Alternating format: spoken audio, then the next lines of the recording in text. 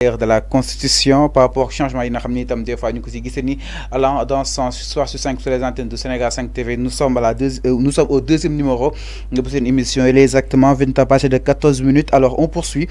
pour parler justement par rapport à Juan Branco et l'ensemble des avocats d'Ousmane Sonko ont saisi récemment li nga xam nekk moo di la cour bu CEDEAO ngir daal di fay li nga xam nekk moo di clamé ji ki nga xam nekk moo di le président Macky Sall ma ni kon nag si boobu dañoo xam ne que moo di cour nag ba nga ko daal di saisir bokk na entre autres daal di libéré ki nga xam ne que moo di Sonko waaye itam delloo ko ay biens waaye itam mu daal di war a mën a présenté wu si présidentielle atoup 2024 exactement. Alors aujourd'hui ils ont saisi li nga xam ne que moo di la CEDEAO ñu sëpp nag jàpp ne ni solution xaaruñu ko si allant dans sens parce que si kaaw Karim Wade ak Khalifa Sall fii lañ fekk peut-être ñaan na leen njekk waaye delluñu si li nga xam ne que moo di ginnaaw bu si mujj nag ba Mali ñu war ko daal di embargo ba CEDEAO daal di wàccee ndogalam moom li nga xam ne moo di Sénégal ànd na si donc Sénégal peut-être est-ce que nekku di wane indépendance am que ni benn institution mënu koo teg pression wala kon est-ce que dafa jàpp ni fu mu toll nii nag CEDEAO dañoo nekk à la solde de quelques dirigeants africains. Légui nak lolu mom moy danger bi. su fekkee ñun ci biir réew mi y a des autorités qui remettent en cause le fonctionnement des institutions financières. Ça fait débat. Qu'est-ce qui s'est passé bi ñu commencé wax né que le Sénégal peut-être est en train de saisir la Cour pénale internationale. On a vu certaines autorités génn négliger li nga xamné mom moy peut-être cadre yi nga xamné opposition bi wala yenn avocats yi ñu ngi koy wax. Danger bi fofu que le commencer et même le président Sall peut-être bi ñu nekkee ci dialogue bi muy wax naan non affaire Cour pénale sax.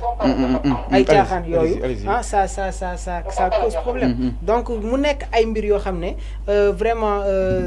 ñi ngi siy bàyyi suñu bopp. Léegi nag maa ngi la koy wax concernant tey ji CEDEAO on a vu que li nga xam ne moom mooy le droit d'accès à un avocat, le droit à la liberté, à la circulation et le droit à la santé physique morale. Donc et de Sonko nekk na ay mbir yoo xam ne yëpp daal ñoom dugal nañ ko pour vraiment ñu am tey ji une réponse pour le droit humain. Pour ñu am réponse donc pour ñu am réponse par rapport ak wàllu wu ni mel je rappelle que ba tey yéen seen émission yi nga xam ne mooy Soir 5 et que récemment donc ki nga xam ne moo di Juan Branco maître Clédor Ly maître Ciré Bathily et tant d'autres nag dem nañ fa fa nga xam ne itam mooy zaanu que CEDEAO daal di présenter preuve yi nga xam itam am nañ ko ni allant dans ce sens ñeex daal di war a mën a daal di sàkku si yoon ak wàllu yoonal ñu daal di bàyyi ki nga xam ne moo di Ousmane Sonko enfin daal di koy joxaat li nga xam ne moo di ay biens bokk na si entre autres li nga xam ne moo di machine bi nga xam tam joo nekk si moom xaalis bi ak li nga xam ne moo di téléphone am fa nga xam ni itam mooy zandu yoonu Koungheul jamono ñu ko indiwaat fii si nga xam ne moo di Ndakaaru jëm si wàllu wu ni mel. Alors waaye itam leen li nga xam ni itam peut-être amaat na si mooy ki nga xam ne moo di Juan Branco ba tey l'avocat international français bi sans gis nañ donc tege na leen entretien bi nga xam ni itam seeko nag ak li nga xam ne moo di waa Sénégal 5 TV dikkaat na exactement par rapport ak li nga xam ne moo di si détenu politique moom itam taxaw na si thème ni daal di li nga xam ne moo di leen di défendre jaaree la ko si li nga xam ne moo di benn programme bu xaw a particulier programme bi nga xam ni itam day permettre à tous ces détenus politiques ñu wax li nga xam ni itam moo leen daal di métti moom itam mu daal jàpp ni combat bi dina ko daal def li nga xam ne moo di combat bi exactement. Alors sànq yaa ko doon expliquer par rapport ak quelques ratifications yi nga xam ne itam le Sénégal am na ak justement li nga xam ne moo di la CEDEAO donc peut-être les avocats seen rôle rek leen def pour dem saisir ko sud bi mooy wax di est-ce que réellement dina daal di am allant dans ce sens. C'est la question que tout le monde se pose même si biir dëkk bi on a vu que am na ay plaintes yoo xam ne Ousmane Sonko jotoon na ko introduire est-ce que am na si réponse. Beaucoup de plaintes ont été déposées par l'intermédiaire de son pôle d'avocats. On a vu à chaque fois su maître Khoureyssi Ba génne am na ay kàddu yoo xam ne mi ngi koy yëkkati allant dans ce sens-là maître Bamba Cissé maître Clédor Ciré Ly y a des plaintes yoo xam ne dugal nañ ko mais amuñu si li nga xam ne moom mooy une suite. Léegi nag su fekkee ne que ils veulent saisir peut-être ci li nga xam ne au côté international ça cause problème encore. Donc mooy waral ni que tey jii Juan Branco est en train de jouer un rôle très important sur li nga xam ne moom mooy que la bataille concernant procédure bi nga xam ne yenn dossiers yi war na ko suivre à la normale. Léegi nag maa la koy wax c'est un avocat qui a la liberté de ton et d'expression et qui a aussi l'immunité de plaidoirie et fait partie du bureau du barreau de Paris. Donc yooyu noonu yëpp fàllu il faut le prendre en considération et man benn xalaat ak benn jàngat moom laay def léegi président mais c'est que boobu ba tey ñu koy minimiser. non il ne faut mais pas est-ce que nekkul une patate chaude justement à l'état du Sénégal. ñun ñooy minimiser Juan Branco. ok man de minimiser wu ma ko. parce que am na ay dossiers yoo xam ne wala ay yenn procès yoo xam ne am nañ si ay écho regarde ce qui se passe avec Juan Branco ak Emmanuel Macron. le président de la République de France il est très dur avec lui. mais foofu noonu maa ngi la koy wax c'est-à-dire il y a des libertés qui sont appliquées kenn du ko caaxaanee mais Juan Branco su fekkee tey laa la wax attitude bi nga xam ne mi ngi ko bi mu am France dëgg moom la doon am fii non benn avocat su ko doon exercer kon ba tey kenn waxatu ko mais dans ces pays là les libertés humaines ak li nga xam ne moom mooy droit dañ ko koy appliquer là où on parle que de l'état de droit fallu maanaam aujourd'hui il y a des règles yoo xam ne ñu suñu autorités yi sax ñoom war nañ ko appliquer mais su fekkee tey ji tu veux coûte que coûte peut-être que am des avantages dougal say intérêt aujourd'hui les problèmes de la population là tu es beaucoup plus sur le plan personnel et que je pense que quand on parle d'état fi mu commencé ak fi mu yeggee nii yëpp ça cause problème léegi Fallou dafa am benn adage boo xam ne daan naa ko dégg Aymar Esmen daf doon wax ne que l'état peut être défini comme étant la personnalité juridique d'une nation est-ce que yaa ngi may dégg nee na l'état peut être défini comme étant la personnification juridique des nations. Lolo le professeur Moussa Diop bi nga xamné mom mo nekkoon université Amadou Hampâté Bâ ak UCAD mom mo ñu doon jox genre adage yooyu. Légui nak su fekkee ne que tey jii y a une nouvelle génération bo xamné c'est juste une parenthèse. ñi ngi commencer di juk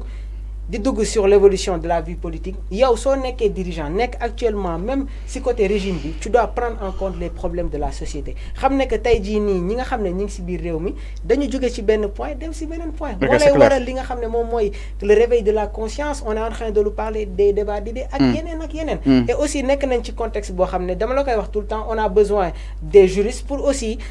sur les profondeurs du droit dina nekk loo xam ne dinañu si mën a apporter vraiment des éclaircissements beaucoup plus mu nekkul am solo exactement par rapport ak wàllu wunu mel donc mi ngi noonu chers téléspectateurs il ne demande pas que ça bokk na itam lu jëm si wàllu reprise procès Sonko ak ki nga xam ne moo di Adji Sarr est-ce que dinañ ko mën a reprendre mu nekk autant de questions yi nga xam ne itam ñu ngi si daal di poser allant dans ce sens alors daal di ñëw exactement si li nga xam ne moo di cette guerre au sein de cette coalition Benno Bokk Yaakaar alors ñu bëri nag daal di ko tuddee exactement une fausse guerre alors entre ki nga xam ne moo di Abdoulaye Daouda Diallo gis nañ ko mu daal di rallié wu derrière ki nga xam ne moo di Amadou Ba ñi daal di xaar aussi bu Boun Abdallah Dionne ma xam réellement il va quitter waa wala tiit après le départ de Mame Boye Diao mais li si daal di nemmeeku si départ yi nag mooy Aly Ngouille Ndiaye doon sax dem na waaye ba tey il continue de travailler pour li nga xam ne moo di le président Macky Sall et que mi ngi wéyal ba tey liggéeyam à travers ce ministère de l'agriculture est-ce que lu ni mel amul benn paradoxe allant dans ce sens. xam nga Fallou su fekkee da ngay tijji brèche concernant cette question que tu viens d'élaborer là c'est-à-dire su ñu ñëwee sur la candidature de Amadou Ba il a dominé ses adversaires non pas par ses attitudes par ses aptitudes mais il les a dominés plutôt sur ses attitudes maanaam le président Macky Sall bi mu ne damay renoncer à mon 3e mandat léegi nag damay def li nga xam ne moom mooy choix bi daf leen bàyyi seen bopp nga commencé gis ay nit naan man maay nekk fii candidat man maa dul nekk candidat man kii laay àndal man kii du ma dul àndal et pendant ce temps sooy xool Amadou Ba il est resté beaucoup plus sur un silence boo xam ne tey jii le président Macky Sall était maanaam Amadou Ba s'est imposé au président Macky Sall. By force donc Macky Sall n'avait pas le choix. moo tax ma ne la à travers li nga xam ne moom mooy ses attitudes et non par ses aptitudes. maa la ko doon wax y a des rôles yoo xam ne tey jii nii su ko Amadou Ba amee mais Macky Sall moom moo ko jox. donc soo xoolee processus bi nga xam ne dañuy sax naan Amadou Ba il a été longtemps privilège de président Macky Sall. effectivement Fallou privilège yëpp yi nga xam ne am na ko le président Sall moom moo ko jox. mais au moment où le président a renoncé à son 3e mandat léegi da ngay gis ne que ñi nga yaakaaroon ne sax que ñoom peut-être duñu présenter aux candidature génn nañu wax ne que man je vais être candidat ce qui a amené aujourd'hui à cette division là léegi maa ngi doon déglu le juriste Pape Moussa Sow moom nee na fu mu nekk nii bluff amul c'est juste que nit yi li nekk seen xol moom la ñu génnee et que bluff amul guerre bi doon dëgg la non il y a une guerre il faut le dire parce que le président Macky Sall même su fekkee ne peut-être tey jii ki kay il veut ku koy succéder muy jóge si moom mais ñi naan dil la nag kon man yaakaaruma ne que dil na le constat qu'on fait mooy Benno Bokk Yaakaar ak APR fu mu nekk nii tas na tasaar pourquoi cette rencontre avec le président Macky Sall bi l'observateur daal di relayer ak ki nga xam ne que moo di Mame Boye Diao xam nga lan la ñuy jàpp fu mu nekk nii le président Sall a fait son choix kan moo def kan la tànn Amadou Ba léegi bi président Macky Sall di tànn est-ce que moom moo wax kan moo wax yan cadre le Moustapha Niasse yëkkati parce que nekkoon na lu 10 loo xam ne peut-être man yaakaar naa ne le président Sall mënu ko woon yëkkati moo waral ñu gis mu takk masque ak yeneen je pense que c'est une analyse boo xam ne sax beaucoup d'analystes politiques ils l'ont fait parce qu'il y avait une tâche aussi lourde mais man j'ai toujours donc président Macky Sall il a communiqué indirectement par rapport ak cette lourde tâche bi nga xam ne itam peut-être war na si war mën a jaar à l'entend sens ku su mel ne Abdoulaye Daouda Diallo il a cheminé avec lui Mame Boye Diao et tant d'autres nekk des appels moo tax choix bi metti moom moo taxoon choix bi metti ok man bima gisee attitude ñenn ñi laa xam ne que le président va faire un choix très difficile bien vrai que nag certains te diront que le président Sall est imprévisible concernant li nga xam ne moom mooy ses choix il faut le dire parce que nga taxaw jàkkaarloo à toute une nation war a wax ci 3e mandat bi même ñi nga xam ne ñi ngi fa woon sur place xamuñu looy wax ça cause problème palais présidentiel ñun xam nañ ne que foofu yëpp climatiseur la mais président Macky Sall on l'a vu à maintes reprises mu jël mu choixam doon fomfu moo lay wan ne que y avait une décision importante boo xam ne mi ngi koy waaj a jël donc yooyu nag c'est des constats yoo xam ne effectivement soo amee benn jàngat bu leer rek di nga xam waa ji fan lay jëm bu baax a baax. alors mu nekk lu am solo exactement donc on va se quitter justement avec fa nga xam ne itam New York joxaat leen proposer leen aussi la suite vidéo bi nga xam ne doon na ko daal di seetaan vidéo ki nga xam ne moo di Cheikh Top